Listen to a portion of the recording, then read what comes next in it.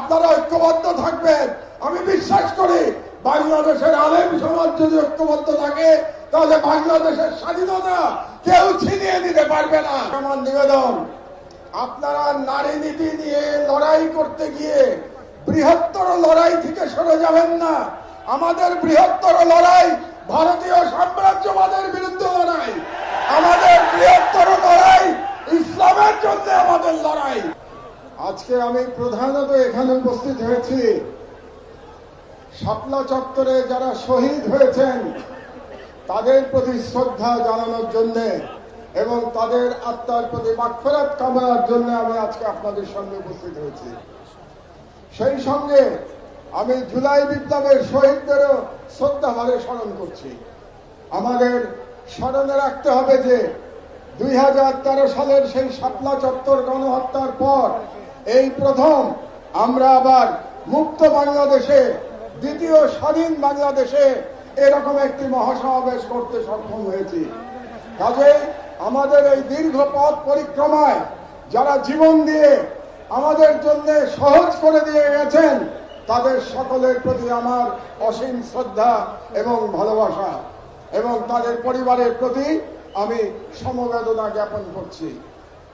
আমি একটু অবাক হয়ে যাচ্ছি যে হেফাজতের তরফ থেকে কিংবা ভিকটিমদের তরফ থেকে এখনো 2013 সালের শাপলা গণহত্যার জন্য যে মাস্টার মাইন্ড ছিল সেই দানব ফ্যাসিস্ট শেখ হাসিনার বিরুদ্ধে মামলা দায়ের করা হয় নাই।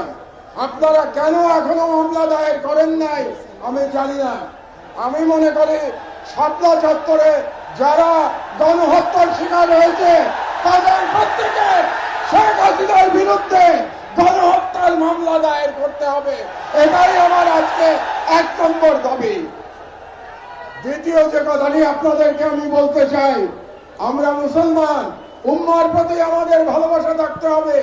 তাই গাজার শহীদ এবং কাশ্মীরের মুসলমানদের উপরে যে জুলুম চলছে তার বিরুদ্ধে আমাদের ঐক্যবদ্ধভাবে আন্দোলন চালাতে হবে। 3 নম্বর কথা আমি বলতে চাই, আমার বক্তব্য দীর্ঘায়িত করব না। এখানে অনেক ওলামায়ে একরামরা আছেন যারা মূল্যবান বক্তব্য দেবেন। আপনারা নারী নীতি নিয়ে প্রশ্ন তুলেছেন। এ ব্যাপারে প্রথমে ডক্টর ইউনূস সরকারের প্রতি আমার একটি প্রশ্ন আছে যে আপনারা কেন অপ্রয়োজনীয় ইস্যু তৈরি করছেন? নারী কমিশন করবার জন্য জুলাই বিপ্লবের তরুণেরা জীবন দেয় নাই, তারা জীবন দিয়েছিল বাংলাদেশকে ফ্যাসিবাদ মুক্ত করবার জন্য, বাংলাদেশ থেকে ভারতীয় আগ্রাসনবাদ মুক্ত করবার জন্য। কাজেই আপনারা সরকারে বসেছেন যাতে করে বাংলাদেশে আর ফ্যাসিবাদ ফিরে আসতে না পারে। আপনাদের দায়িত্ব শুধুমাত্র সেই সংস্কারগুলি করা যে সংস্কারের মাধ্যমে বাংলাদেশে ফ্যাসিবাদের পুনরুত্থানের পথ আমরা বন্ধ করতে পারবো। কাজেই ডক্টর ইউনূস সরকারের প্রতি আমার বাংলাদেশের একজন প্রবীণ নাগরিক হিসেবে পরামর্শ থাকবে, আপনারা অপ্রয়োজনীয় ইস্যু তৈরি করবেন না। এবং আমরা দেখতে পেয়েছি আপনারা অনেকগুলো অপ্রয়োজনীয় সংস্কার কমিশন করেছেন। এই সমস্ত সংস্কার কমিশনের কোনো প্রয়োজন ছিল না। আপনারা রাষ্ট্রের সম্পদ এবং সময় নষ্ট করছেন। আমার অনুরোধ, এই সমস্ত কমিশন আপনারা বাতিল করে দেন। এই সমস্ত কমিশনের কোনো প্রয়োজন নাই। আর আলেম ওলামাদের কাছে আমার নিবেদন, আপনারা নারী নীতি নিয়ে লড়াই করতে গিয়ে বৃহত্তর লড়াই থেকে সরে যাবেন না। আমাদের বৃহত্তর লড়াই ভারতীয় সাম্রাজ্যবাদের বিরুদ্ধে লড়াই, আমাদের বৃহত্তর লড়াই ইসলামের জন্য আমাদের লড়াই। আপনারা যদি নারী নীতির মতো একটা ইস্যু দিয়ে আন্দোলন করেন তাহলে আমাদের যে বৃহত্তর আন্দোলন এটা ক্ষতিগ্রস্ত হবে। কাজেই নারী নীতির অবশ্যই আপনারা প্রতিবাদ করবেন, কিন্তু তার মানে এই না যে আমরা মূল লড়াই থেকে সরে যাব। মূল লড়াই থেকে আমাদের সরে যাওয়া যাবে না।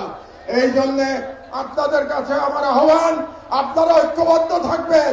আমি বিশ্বাস করি বাংলাদেশের আলেম সমাজ যদি ঐক্যবদ্ধ থাকে তাহলে বাংলাদেশের স্বাধীনতা কেউ ছিনিয়ে নিতে পারবে না।